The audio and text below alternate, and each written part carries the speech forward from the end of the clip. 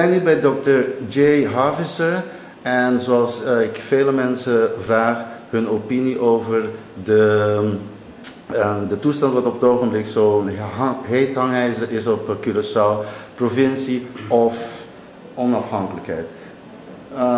Sure. No, this is my personal opinion, of course. I would like to specify that. I don't represent Paraguay with this opinion.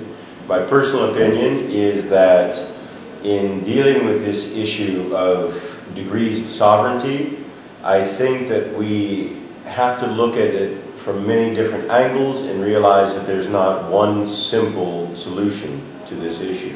If we discuss aspects of Curaçao and the Antilles becoming a provincie, a province of Holland, we have to look at it from not only the economic aspects, which would probably be very beneficial.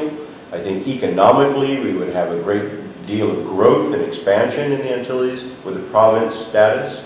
However, in reaction to large-scale migrations of European Dutch into the Antilles, I believe that you would have displacement of many Antillians in the job markets, and therefore in the long term, or at least in the medium term, I think you may run into social unrest as a result of a provincial status. I think that what would happen is you would get built up resentment and antagonism towards Dutch people and Dutch encroachment into Antillian world and lifestyles. And I think that that antagonism would eventually develop into social unrest. So I think that would be one unfortunate result of a provincial type relationship. However, economically, it would almost surely represent growth and development. On the other side, discussing issues of independence of either Curaçao itself alone or the Antilles, I think a discussion of independence of the Antilles is ludicrous. There is not enough unity among the island groups of the Antilles to solidify into an independent entity of all the islands together. Perhaps in some long-term future, there can be an independence of one or two of the islands together or apart. However, I think at this moment, Curaçao in particular, and some of the other islands, particularly the smaller islands, are not adequately prepared for independence. There's a whole range of responsibilities that come with independence. Representation in the United Nations, dealing with aspects of military defense, dealing with aspects of embassies and international foreign relations. These are expenditures, big expenditures, which these islands, particularly the smaller islands, just simply could not carry at this time. So I think that we have to look at it not only from an emotional standpoint of independence as self-identity development, but we also have to look at it as the very real aspects of, can we afford to be independent at this time?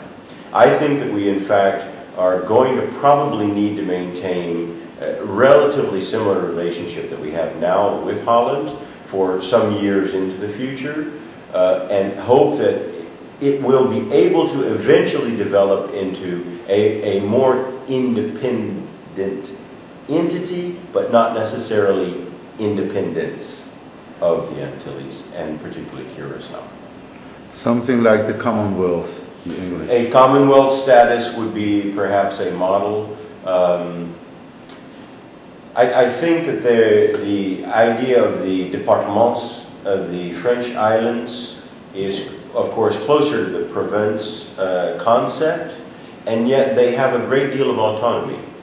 And so there is some, I think we could actually be best to look at a variety of models, from the British Commonwealth type structures to the French département models, and looking at independent nations that have gone independent, looking at Jamaica and Barbados. I think though we have to be very careful to keep a very clear balance between what are the economic factors involved and what are the social factors involved. The provincial status, I believe, will be very good economic growth and development, but it will result in very dangerous social tension.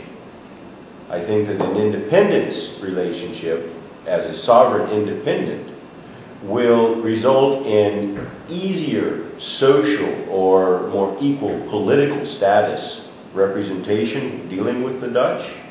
However, economically, it will be extremely difficult for the islands to deal with it at this point. So what I'm hearing in your words is there might come a repetition of the 30 May 1969. I would never want to make that kind of parallel because we're dealing with very different circumstances. Yes. What I would simply like to say is that if you, in a provincial type status, if you start introducing into the culture of Curaçao aspects of Dutch culture that are very foreign here and are not part of the Antillen cultural sphere, you're going to have a tension, a reaction. I'll give you one example. This perhaps is an extreme example, but it is an example nonetheless. In Amsterdam, you have a very modern, very liberal society that doesn't represent all of Holland at all, but it does represent a lot of people, particularly young and business-minded people in Amsterdam, who would also be people coming into the Antilles as a province. If they come in as a province and those laws and those aspects of Dutch culture which are accepted in an environment like Amsterdam, for example, coffee houses and coffee shops, the acceptance of drug use or soft drug use, the liberal or tolerant attitude towards more radical cultural expressions, which is very tolerated in particularly Amsterdam Dutch culture, would be very difficult and in fact either shocking or rejected by Curaçaoan and Antillen culture.